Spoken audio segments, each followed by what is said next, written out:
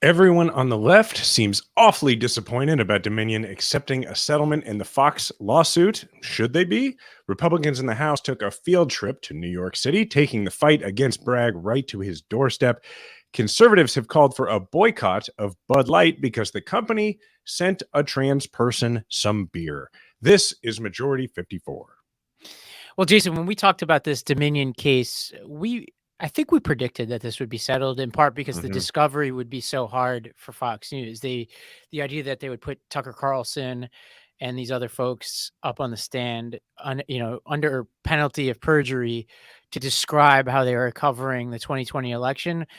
There's almost no price they wouldn't pay to avoid that. And it turns out the price they did wind up paying is $787.5 million, plus some admissions that certain claims that they made were not true. And so you tease that the left is upset at this. See, given that I don't spend a lot of time on the Twitter, is that what's going on? Are people freaking out about this? Yeah, but I mean, you have people being like, why did they cave? And people keep saying, why did Dominion cave? And I'm like, right. Okay, slow down with the talk of caving. All right. Like, first of all, how many companies, individuals, whatever, out there over the last generation have been maligned, defamed, slandered, libeled by Fox News and not gone the distance, right? Like not actually. So like, let's slow down on the whole, like Dominion caved because they didn't take this to trial. I mean, there are a few things at play here, right? Like this is why a week ago, you and I were like, they are obviously about to settle, right? Yeah. Because not only was all additional dirty laundry about to get aired and wall-to-wall coverage on every other network, but in addition to that, like they were clearly about to lose. Like they were going to settle because I believe Dominion was actually asking for like 1.5 billion. I think. Yeah, meaning you mean they being Fox was about to lose. Yeah. Fox was about to lose, right? Yeah. Fox was about to get their clock cleaned, and when you're about to get your clock cleaned, you have a literal fiduciary, like legal responsibility to your shareholders to settle the claim. Now, on the other side of it, what people forget is Dominion is not like just one individual. It's not somebody doing a hunger strike. It is a company, and they too had a fiduciary obligation to take a reasonable settlement because they have an obligation to their shareholders. Yeah, it's not Rachel Maddow over there running Dominion. The goal there is to make money. Like, what do people really know about Dominion? They're a company and they're going to maximize their payout. And once you start getting it to the hundreds of millions range, call it caving. I mean, I hope one day I can cave to $787 million. Like, well, let's remember when we think of it as caving that like the entire premise of the way the damages were structured for the claim in the suit, like any other suit, is it's based on lost economic opportunity or damage. So and wasn't a huge company. It wasn't a huge company. Yeah. Right. But Dominion was looking at it saying they had I think 30% of the market when it comes to this election technology, and that they had every anticipation that they were going to expand their market share, which means they were valuing their future earnings in the billions. And so Dominion, I think reasonably, was saying this amount of money that we're suing for is the amount of money that we are going to lose out on because of the lies that were spread by Fox. So, when people say, oh, they grabbed the money. Well, remember, in the first place, what Dominion wanted to do was be in the election administration business, and Fox has pretty well robbed them of that ability. Right. So they're trying to, get back what they presumably were investing in or expected to make. Now they're in the printing dollars business. This lawsuit is they're not going to be administering the lawyers coming from the courthouse yesterday. The photo, it made me laugh. I mean, they were excited. Now, for the people who want to see Fox News pay, obviously the 787 is a good start, but this is only the beginning here. There's a $2.7 billion lawsuit by Smartmatic, very similar lawsuit to the Dominion case, which survived the motion to dismiss in February. So that case is thriving and ready to roll. Could see something similar there. There's a shareholder lawsuit against Fox News shareholders who are, basically saying that they breached some kind of fiduciary duty through allowing this to happen in the first place. There are all sorts of other related cases, including that employee that we talked about who claimed that she was coerced into perjuring herself previously. So there's a lot still to happen, and you could still see Tucker Carlson and others under oath if those cases go far enough. And you also have to keep your perspective in check here. Like, if you thought this would be the end of Fox News, that was just never in the cards. Like, this is just a weakening of a giant. And right now, as we described previously in other segments, Fox News is taking it from the left and from the right now. So they've always been taking it from the left, but this is like a huge blow to Fox News. They're also taking it from the right because they've got InfoWars and all these other crazy companies who are stealing their market share.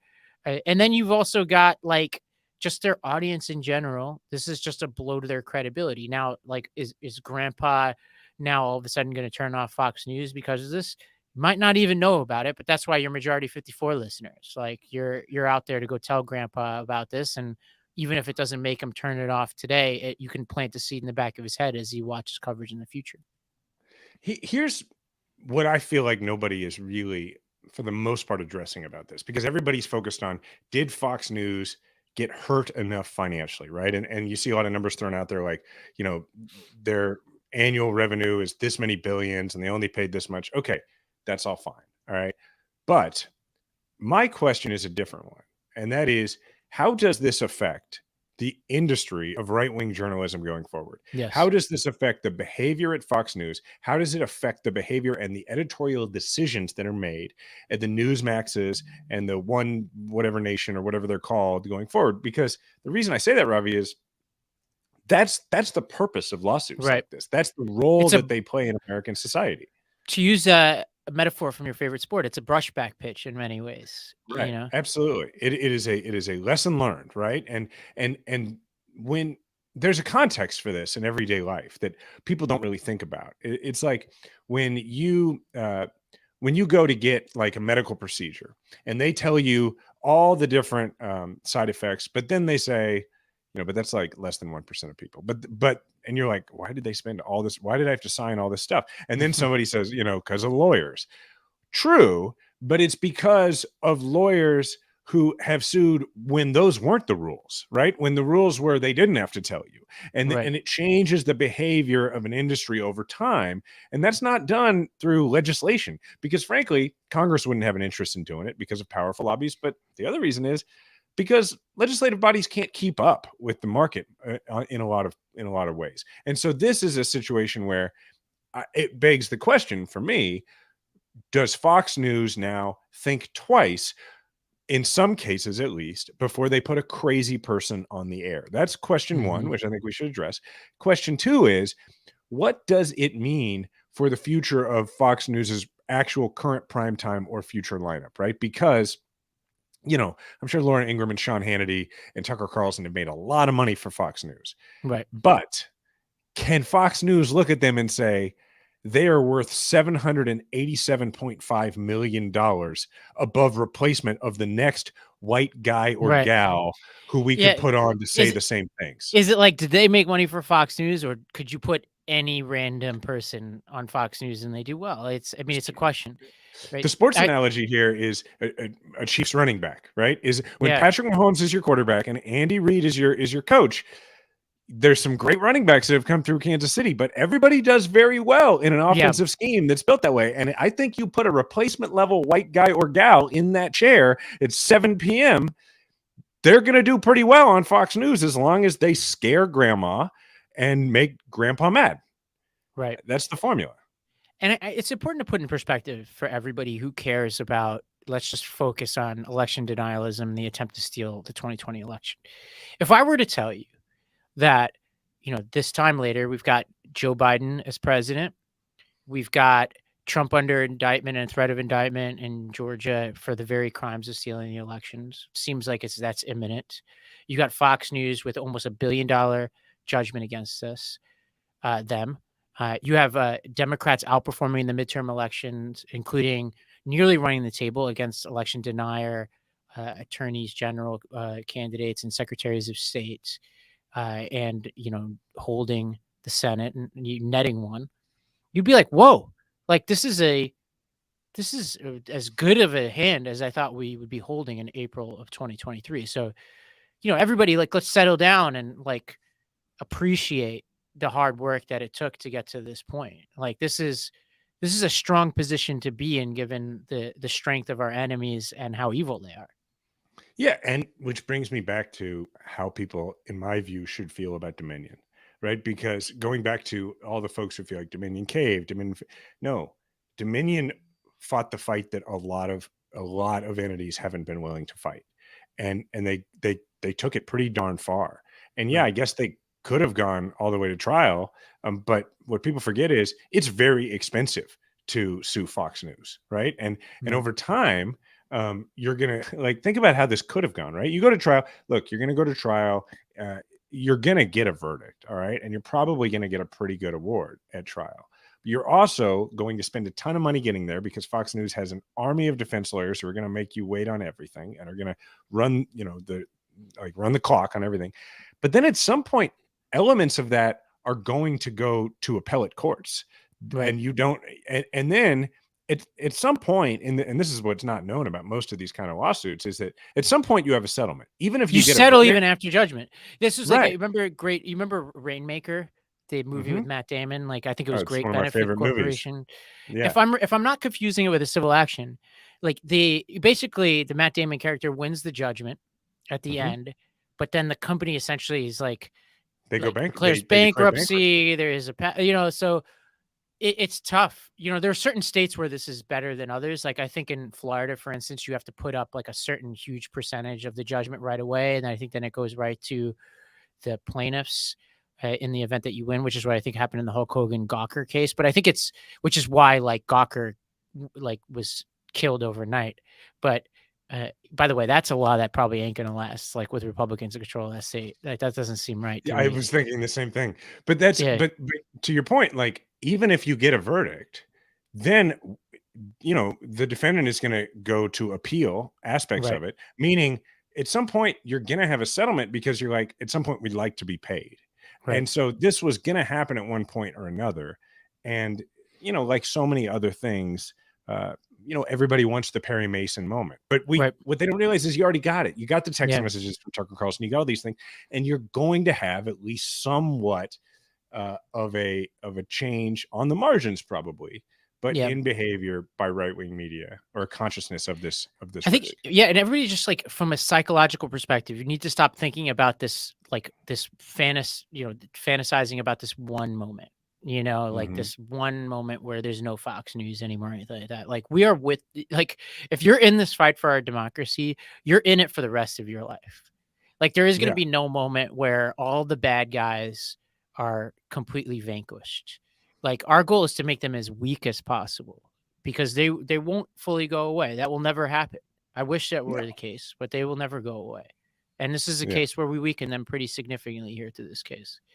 I mean, I'm not going to say they learned a lesson like the way, Susan Collins would, but I think that it might. It's not going to change their behavior to where they become, born again good guys. It's just, when you punch a bully in the face, the bully thinks twice before they pick on you the next time.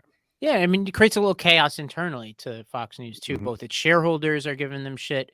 And that lawsuit's going to just make their life hell for a long time. And you have some of these employees, like you don't really imagine what the employee climate is. That one case that we were talking about of the employee who said that she was coerced. Now that's going to change the dynamic internally too, because the next time they try to pressure an employee to lie or to do something unscrupulous, they got to be careful because now there's a pattern of behavior here. So you can imagine the general counsel's office over there is probably a bit frazzled. I mean, these are all great things to think about. Like this is, I drove past Fox News today, incidentally, and I was just thinking about, wow, must be an interesting day over there. Yeah, no kidding. Very interesting day. All right. Well, let's talk about New York City, my home. I am in Lower Manhattan. You could see Alvin Bragg's office from the very seat that I'm in right now.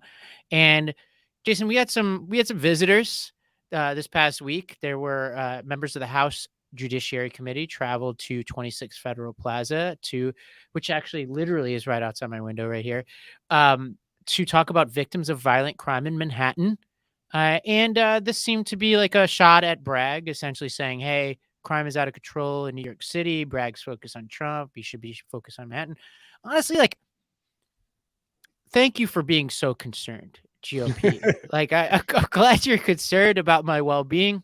As an outsider, Jason, what do you think, New York? Like, just watching all this, like, do you imagine me like wielding like a machete when I walk outside of my door to get from my office to my apartment? Is that the picture being painted in middle America right now?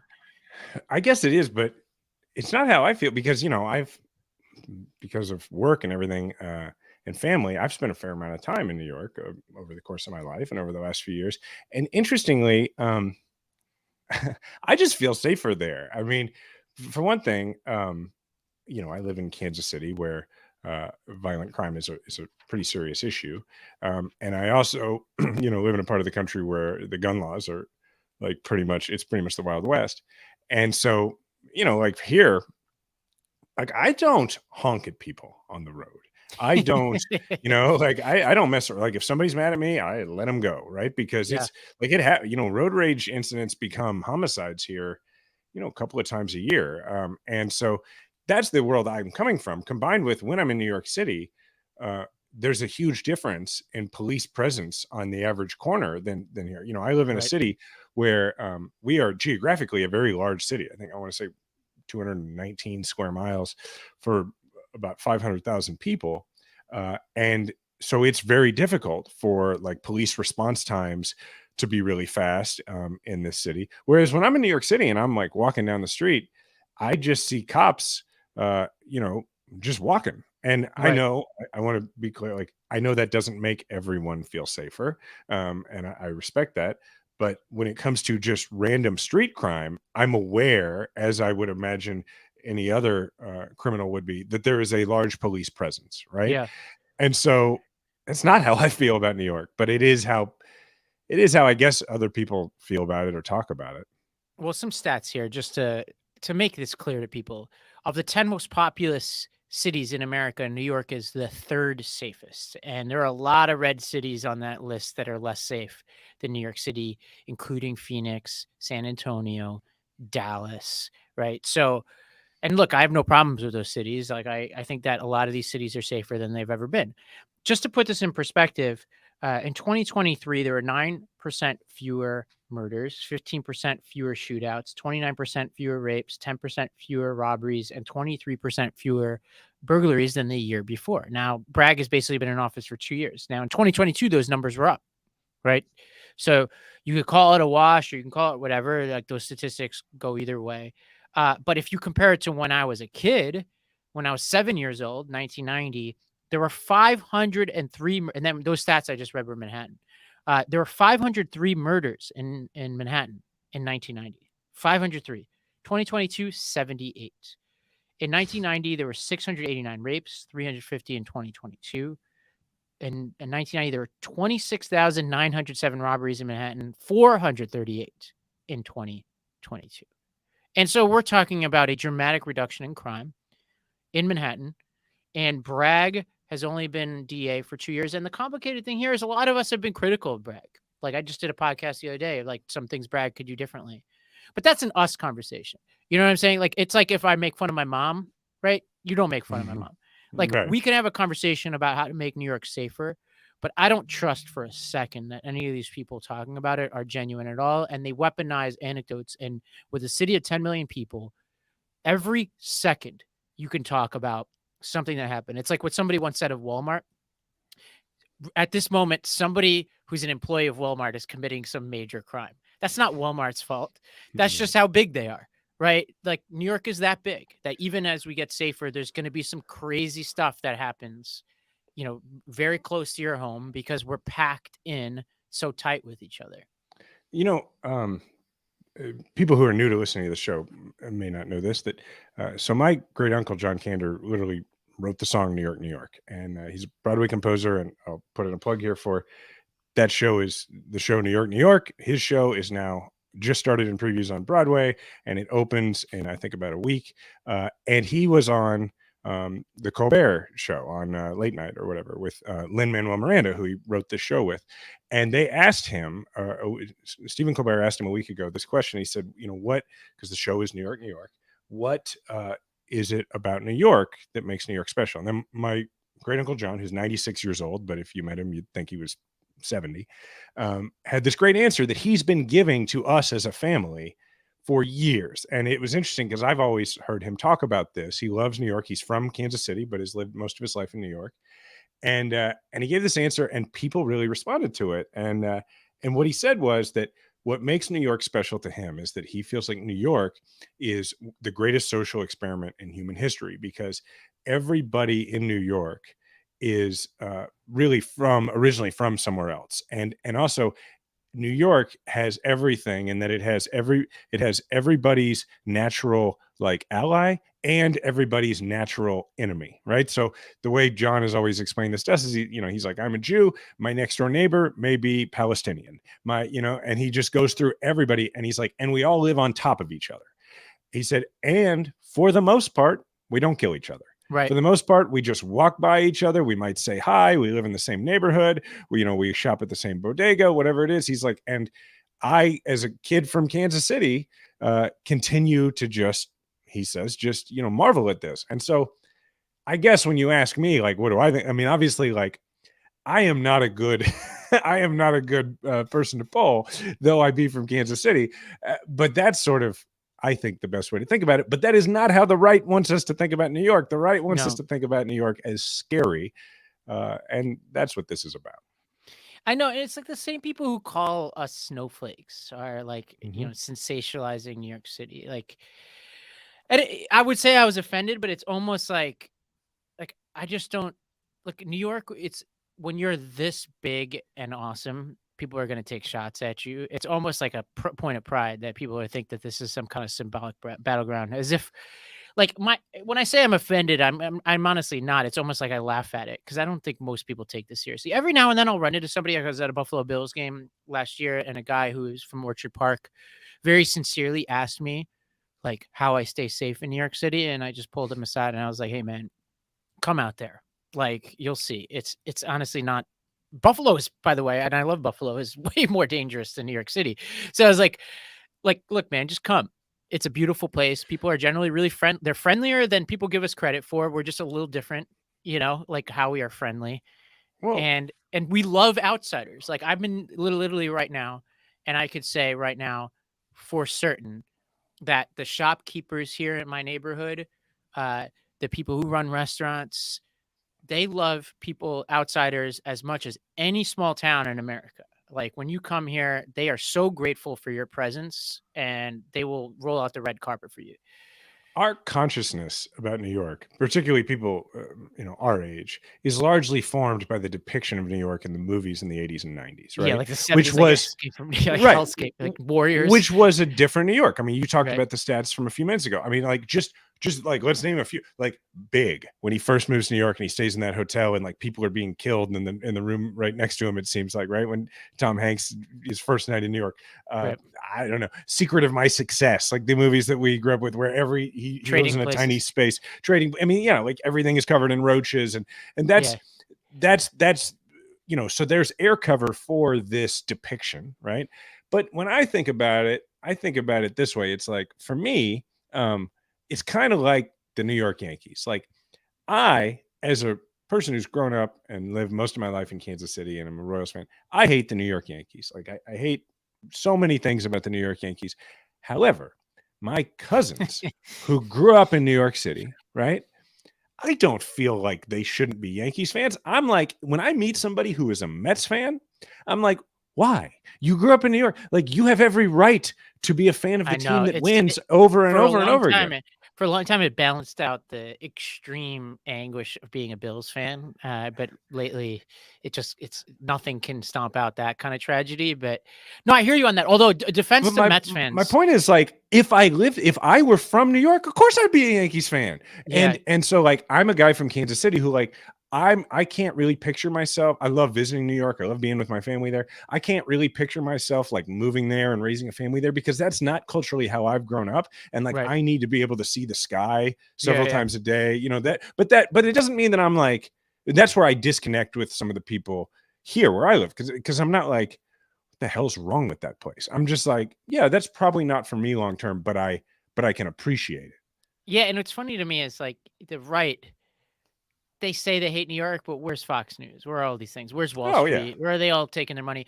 New York has always had this history. It's always been an outlier, for better or worse, in our country's history, where it is this extreme capitalistic city. Alexander Hamilton, the birth of modern finance. It had a rather dark history of the Civil War because of its relationship with agrarian Southern society. It's always been this place that is actually, like, even in the worst possible ways, very connected to the rest of the country, because it is the seat of power in so many different ways. And so these people secretly love New York City. They come in and out of here. It's like Succession, the TV show. Like, they say all they want about going down to Miami. No offense to Miami. I think it has a lot to offer, but they'll never truly leave here because this is a place that, it just has such natural gifts to it. And the talent and the energy and all that will always attract people here. It attracted the House GOP. Now, okay, a couple of things here before we... I forgot what we were even talking about. I know. We were just talking about New York. Look, we're talking about how much we love New York. Now, look, a couple of things. I thought Democrats did some cool things here. David Cicilline, if I'm saying his name correctly, pointed out the GOP hypocrisy on gun issues, saying like, hey, you're going to talk about crime? Let's talk about guns. Let's go to that video. Gun violence is now the leading cause of death of children in America and kills 40,000 Americans a year. Yet my colleagues vote repeatedly against even the most common sense gun violence prevention measures. They vote against getting assault weapons off the streets, despite the previous assault weapons ban that drastically reduced gun violence. They vote against alerting people to active shooters. They vote against safe storage and red flag laws. They vote against community-based crime prevention programs. They vote against background checks. And the list goes on and on. And more than that, they brought us here today to attack a district attorney who has actually seen a decrease in violent crime during his tenure. All because he dared to hold Donald Trump accountable. So please spare me this suggestion that this is about a sincere interest in finding solutions to crime. I mean, smart, well done. And this gets to the midterm election, Jason. We talked about this before, where voters were voting on crime, according to exit polls, and GOP, were losing their minds about the red wave that was happening throughout that day. People were sending exit polls around. Everybody was getting giddy over there. They're high-fiving each other in RNC headquarters. Turns out a lot of people did vote on crime. They just had a different interpretation of what's causing that crime.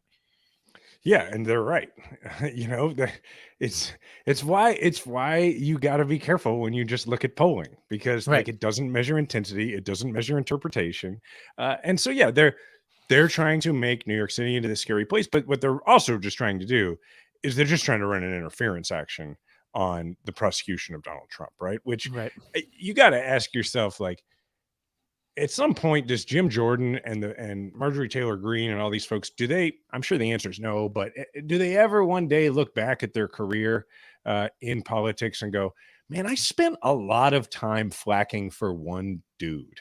Because to take this hearing all the way to New York, when what you're really trying to do is just interfere with a criminal prosecution of one dude who happens to be the head of your party, that's a pretty big step. And it's a use of a lot of political capital and a lot of energy.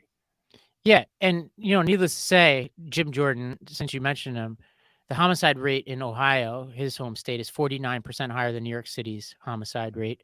It's also 87% higher in Ohio than New York State's statewide rate. So why don't you go figure that out? Like, go back to where you came from and figure that out.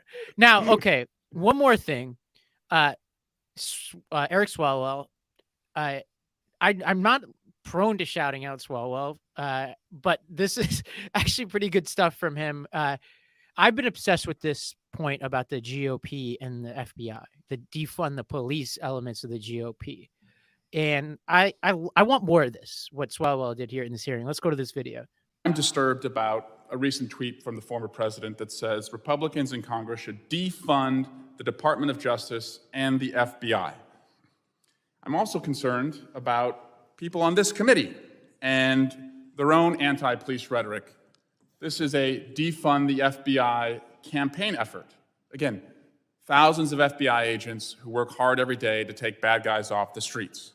In fact, after the FBI raided Mar-a-Lago, someone armed to the teeth went to an FBI field office to try and kill FBI agents. I mean, amen. FBI or police. Yeah. Period.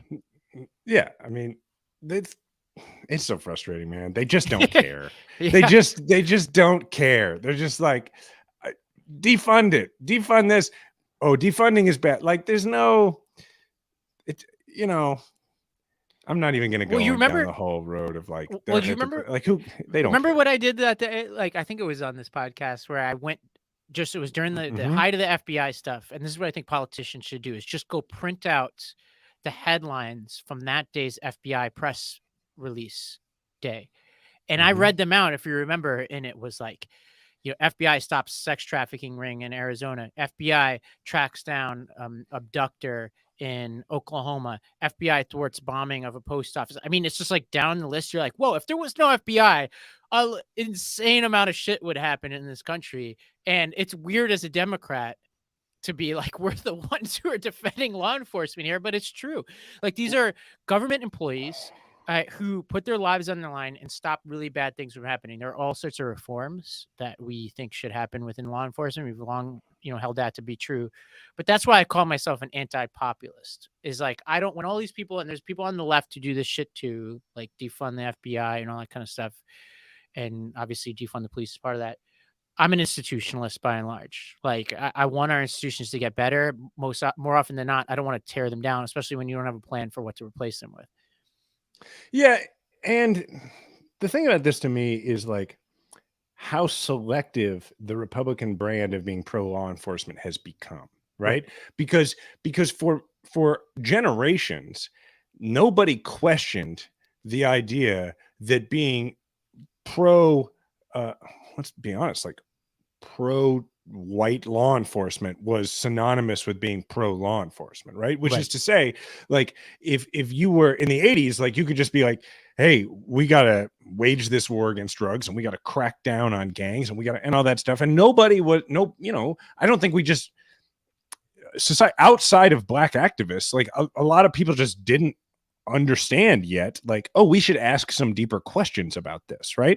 And now that we do, the Republicans have not adjusted to that at all. The Republican pro law enforcement like brand continues to just look exactly the same, and that doesn't wash as well anymore. Like, people are like, oh, but sometimes police shoot people they shouldn't shoot, and they seem to stop black people more than others. So then when we are like, but actually it's a good thing when you can't like steal wages from people, like we should enforce those laws and we should enforce gun laws, then they don't look so pro law enforcement. And it definitely creates an opportunity for us to define ourselves as the party of competent and valuable law enforcement. My example of this that got really undercovered over the last couple of years is how difficult it has been for the Biden administration to actually get a confirmation on somebody to lead the ATF, the Bureau of Alcohol, Tobacco, and Firearms.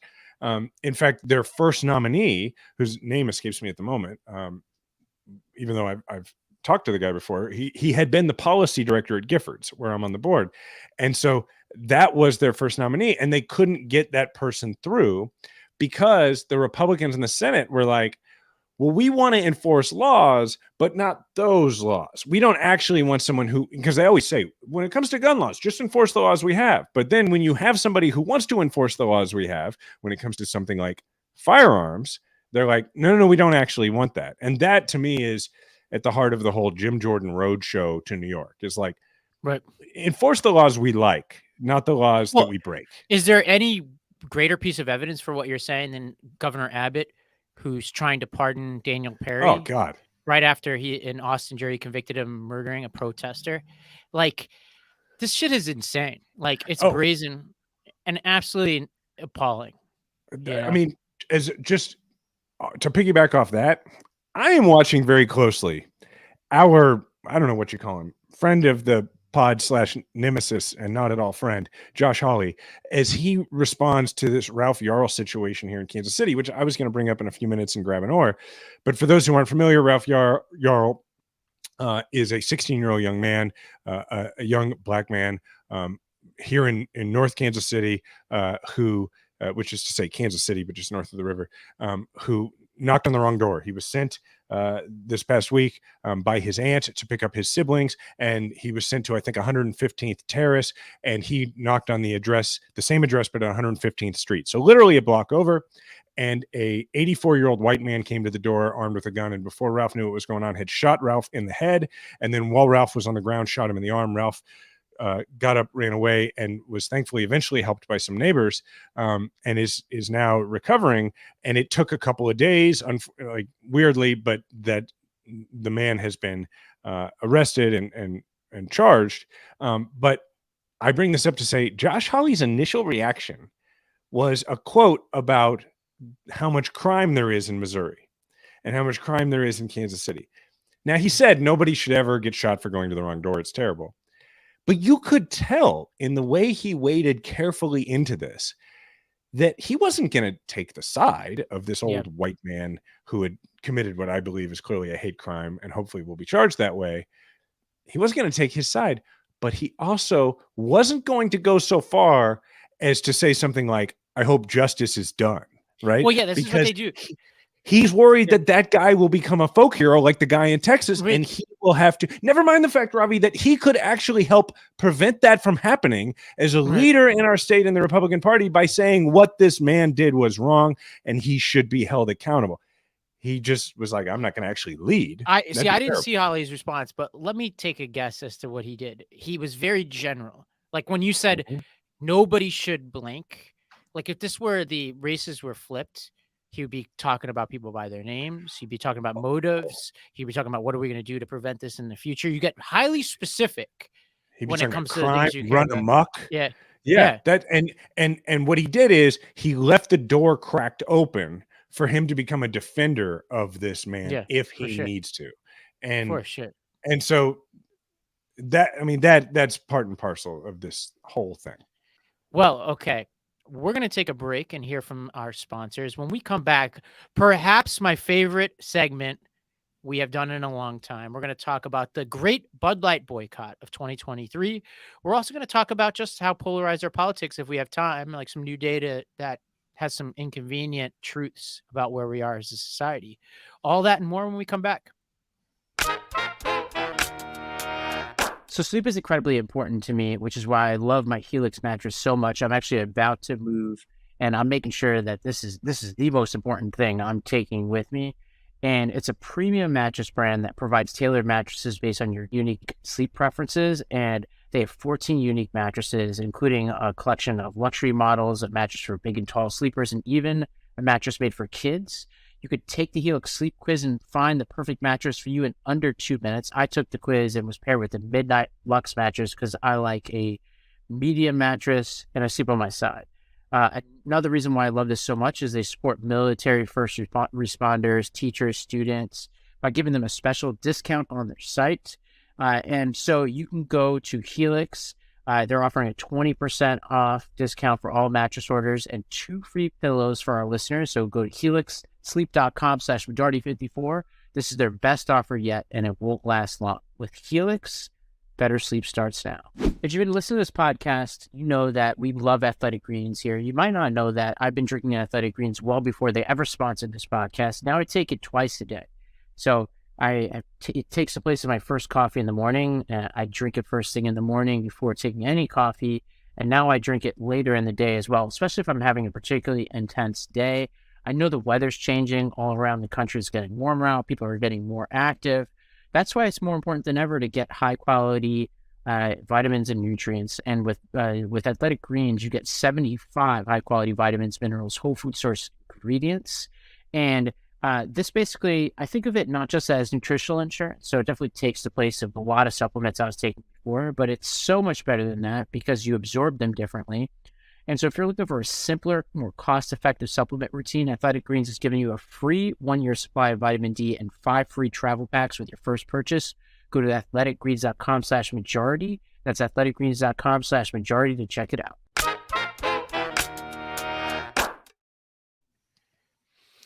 All right.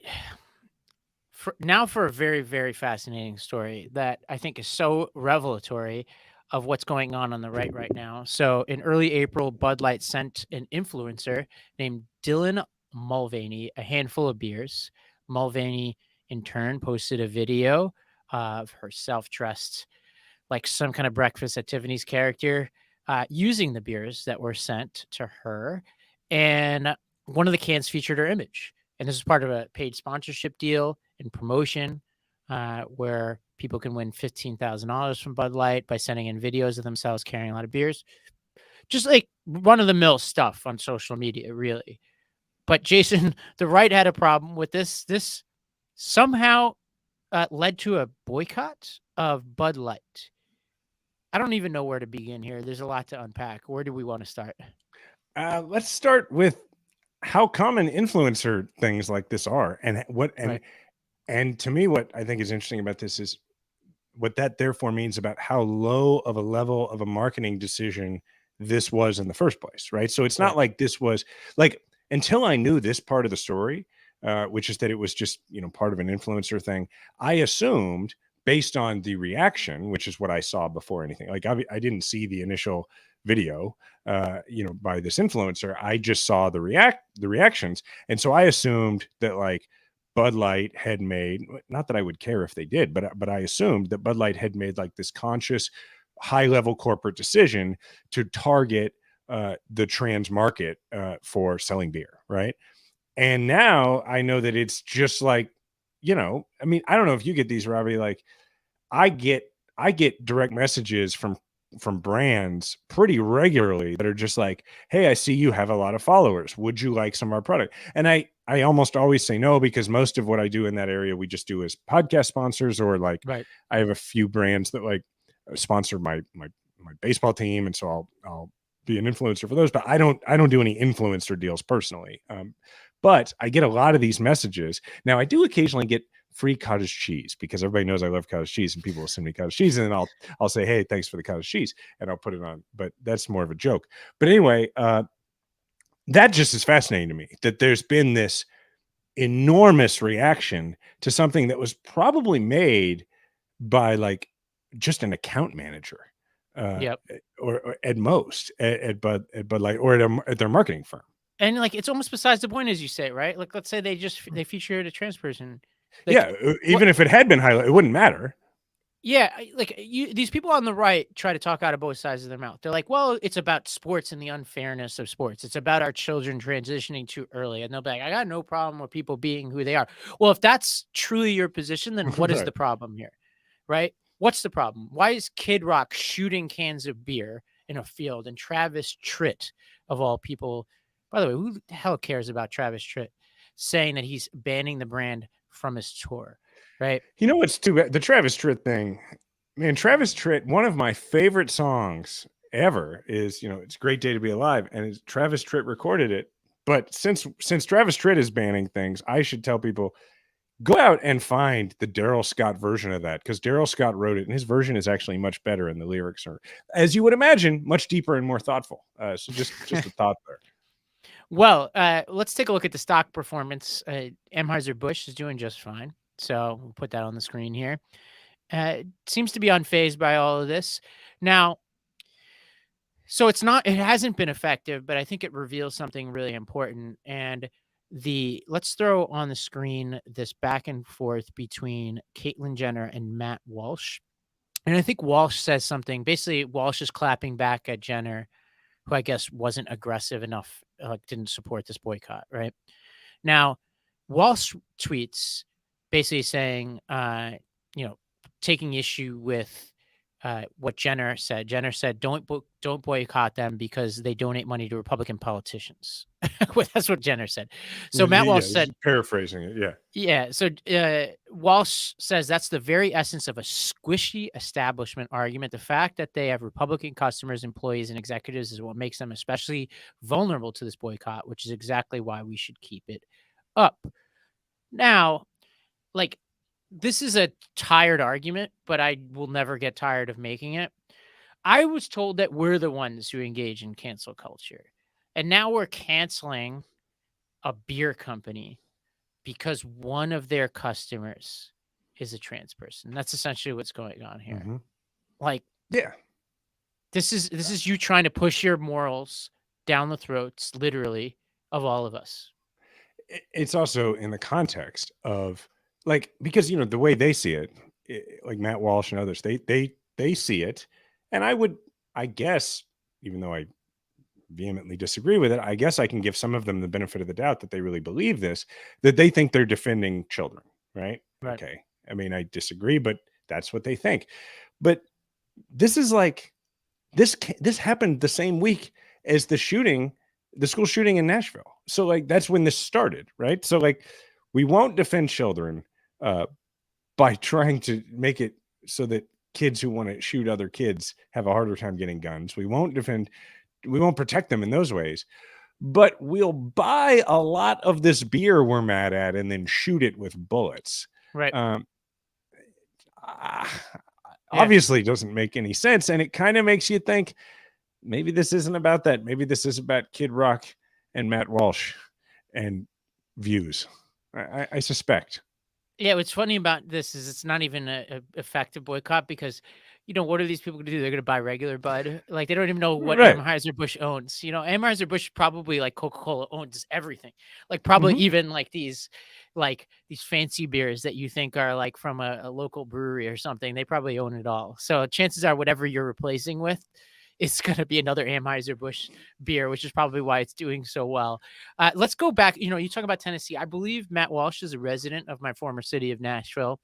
Let's stick with him because he's like the figure on the right when it comes to this sort of anti-trans crusade. Let's go to a video of him targeting what he views as the GOP establishment. This is what the GOP establishment and its donor class don't understand. Okay? We are sick and tired of this. We are sick and tired of watching as our culture is claimed piece by piece by madness and degeneracy. We are not okay with it. We are furious about it, in fact. And we aren't following your lead in the fight against it because you people aren't interested in fighting against it. Well, we're not going to sit around and wait for you to execute your master plan to win back the culture. You have no such plan. You're satisfied to let the culture crumble and decay as long as you can have a hand in ruling over the rubble. And that's how we got to this point in the first place, where transgenderism is the sort of thing that even Bud Light feels it needs to promote. That's how the total denial of biological reality became mainstream and seized hold of our society. It happened because the conservative, quote-unquote, leadership tasked with defending our country against evils like gender ideology abdicated their responsibility. They gave up without putting up even the semblance of a struggle. They left it to the rest of us to fight this battle, and so we are. You're asleep, we're taking the wheel. It's that simple. And we don't care about Republican donors. Okay, the Republican donors are as worthless as the Republicans they donate to. So I don't give a damn about them. And you could scoff all you want, right? But this boycott matters. It does. It matters because it's obviously not just about one beer company. It's about making a statement. It's about achieving a victory for truth and sanity. It's about doing the things that you people won't do. So step aside and let us handle it. Okay? We'll do everything. You'll do nothing. And then later on, when we get the win, you can run campaign ads pretending that you did something, as always. And that's fine. I don't even care about that. I just want the win. That's all that matters. The W, I have two Jason. questions. Yeah, I have two questions. One, how do you know you won? Like, what constitutes the W? Does Bud Light cease to exist? Right. I mean, do they start putting a penis on the cans? Like, I don't understand how you know you won. I do have an answer to this that's not as fun, which gets back to what we talked about with Fox. The win isn't killing the company. The win is making the next marketing team who wanted to feature a trans person more hesitant. And in that respect, this is evil and smart in their way. Like this will cause, you know, the companies that try to like have a pretty broad-based appeal to be a little bit more careful moving forward, careful in quotes about who they put forward. And in that case, they are risk averse. they are accomplishing some. Yeah. And less inclusive. So yes, that's a good answer. Here's my second question, which is not even a question, just more of a comment on how all this works, is that it is always interesting to me with the folks over at the Daily Wire and this whole world of which I guess on the left we're sort of in, right? Like, because even though Trump's lawsuit mischaracterizes MeidasTouch as a super PAC, it's not. It's a media network. Everybody has their own constituency, right? So like Matt Walsh can look like he's really just a crusader for virtue or whatever when he's like, I don't care about Republican donors. Well, yeah, of course you don't care about Republican donors. You care about viewers. Like, you have your own constituency, right? You have your own version of voters. And Ben Shapiro is the exact same way, right? Like, he can go out and say what he does and does not care about, because just as we saw in all those text messages in the Dominion discovery, that, you know, Tucker Carlson and all of them, they're all concerned about losing their audience. That's what Matt Walsh is concerned about. So Matt Walsh is not being a leader. He's catering to and pandering to his audience and telling them how powerful they are. It's no different than Josh Hawley getting on the phone to some big corporate donor and talking about how wonderful they are. It's the exact same deal. Everybody has somebody buttering their bread. Yeah, and the listeners at home won't see what we see on the video, but the whole optics of this whole studio is fascinating to me. There's a fake backdrop which looks like they're in the mountains or the Smoky Mountains or something like it, and so that's an interesting contrast to the golden hour. Like, it's like perfectly lit. Yeah, and it's a fascinating choice, because I think if I'm in the Daily Wire marketing meeting, they're probably saying, all right, the studios from New York have the skyline. We're going to communicate something different. Interesting. He's got on a flannel pearl snap shirt. Yeah. There's a banjo in the background. My God. There's a banjo. There's a banjo in the background. I mean, this is not subtle. And then there's a children's book, which you can't see fully in this video, behind him, that he wrote, all about a child who thinks they're like, I think, a walrus or something. Like, and it's basically a metaphor for kids who think they are a woman or think they're a boy when they were, thought of as differently, or so it's like it's a lot going on in the stagecraft here, and we should take it very seriously, because this is, you go to the top 10 podcasts in America, and chances are there's going to be Ben Shapiro, there's going to be Walsh, there's going to be Dan Bongino, and a bunch of other lunatics who you may never have heard of, but who have humongous audiences that are bigger than Fox News. And so this is a new fight we have. And, one of the reasons why we're very proud members of the Meidas Network, because you look at that top 100, what are the networks that are ascending the list? It's the podcasts on this network. Like, they're what these young lads from Meidas land have, this small contingency of brothers have put together, is a really effective and nimble counterweight to a really aggressive version propaganda network on the right. So excited. Yeah. So like and subscribe. Yeah, like and subscribe. Hit that like button. Spread the word about Majority 54. Go out there and put a nice review for us. I think we are going to take some content to YouTube, where we're going to talk about Ben Shapiro and this frozen take that he has. So I think we're all pretty much done. We'll go grab an oar. We can do grab an oar here real quick. So grab an oar. I referenced Ralph Yarl a few minutes ago and this terrible shooting here in Kansas City.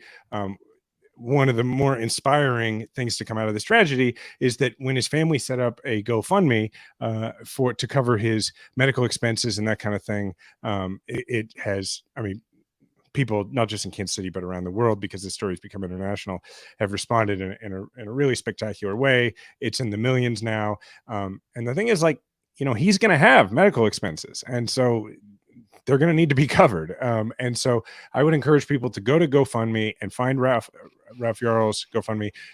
The link, we'll put it in the show notes. We put it on the screen here a second ago. But it's one of those links where it's like there's letters and numbers, so I'm not going to just give it to you. You can go to GoFundMe and search for it as well, or you can look in the show notes in the audio version here and find it. But I would encourage people to do that. So one for us, Ravi, what's new with you? Well, I'm heading to California on Friday for a wedding between two people I introduced, actually, two people in politics. Shout out to Emily Abrams and Hari Savugan. And I'm going out to Monterey, California for that. It's going to be awesome. I'm going to see a lot of like old guard Obama people, which will be really fun. And then I'm going to be hanging around California, that area of California, for a week, because then I'm going to surf Kelly Slater's wave pool. It's like an artificial wave on my birthday, on my actual 40th birthday. Perfect. Which is a wave that's created by a train. I did it last year. I'm doing it Oh, again yeah, I this remember year. this. It'll be fun. So if you're listening and you have ideas, I don't know what I'm going to do in that interim period. I'm flying into Monterey. I have to be somewhere in like the Central Valley area like 5 days later. If you got good ideas of towns I should check out that are off the beaten path in that area of California, in that vicinity, shoot me a DM on Instagram or Twitter. I'm at Ravi M. Gupta. But what's happening in your world, Jason? I feel like, I got so many supportive messages from folks 2 weeks ago when I talked about all the back pain I was having. I feel like I should give an update, which I don't want this to become like the one for us becomes Jason updates on his I'm getting older aches and pains every week. We're going to solve these issues. Yeah, but I do feel people have been so generous in sending me so many messages about this. I feel like I should close the loop on it a little bit, which is I'm doing much better.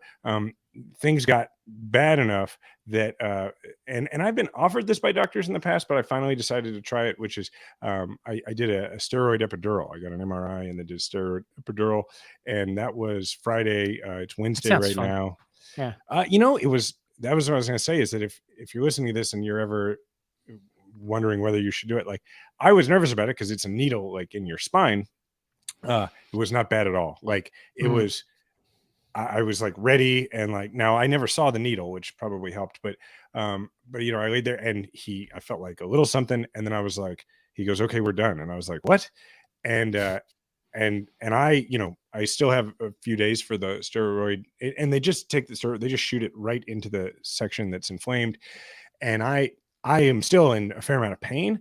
But here's the thing, I am now at like 90 or 95% mobility, which is huge, because like I can deal with it hurting, but what I can't deal with is like not being able to move the way I want. So now I'm like back to exercising, and it's gradually going to, I think, I expect my baseball games start in 3 weeks. I expect to play. And so that's awesome. So I just wanted to say here, like, thank you to the folks at KU Medical Center, but most of all, modern medicine, man. Wow. Like incredible. Like it was so bad last week, and it is so not bad right now. And that's awesome, man. Yeah, well, I'm so grateful. I'm still waking up in the morning, like grateful that it doesn't hurt so bad and that I can move around. That's the thing about these kind of pains, is like you take for granted just like the baseline of being healthy and how excited you are to be healthy. It's something to think about. All right. Well, I think that's it for us, right? Yeah. Here, I'll close it out. Like we said, remember to subscribe to Majority 54 wherever you listen to audio podcasts. Just search Majority 54. Please leave a 5-star review. Oh, you know what? There was one other thing I wanted to update everybody on, and maybe we'll play it a little next week. Is last week I talked about Diana was going to do stand-up for the first time. And she did, and she crushed. And so anybody who's interested, you can go to her Instagram. I also linked it on mine, but like go to at Diana Kander on Instagram, and you can watch her 5 minutes, and it was fantastic. Like I've had so many people message me and be like, I can't believe that was her first time. Like Al Franken was like, she's really good, she could do this, which she was like, screenshot that text for me, please. So anyway, I'm very proud of her. It was very cool. So anybody who's curious, go check that out. Anyway, thank you to the Meidas Mighty, and remember, we all have a platform. Make sure to use yours today.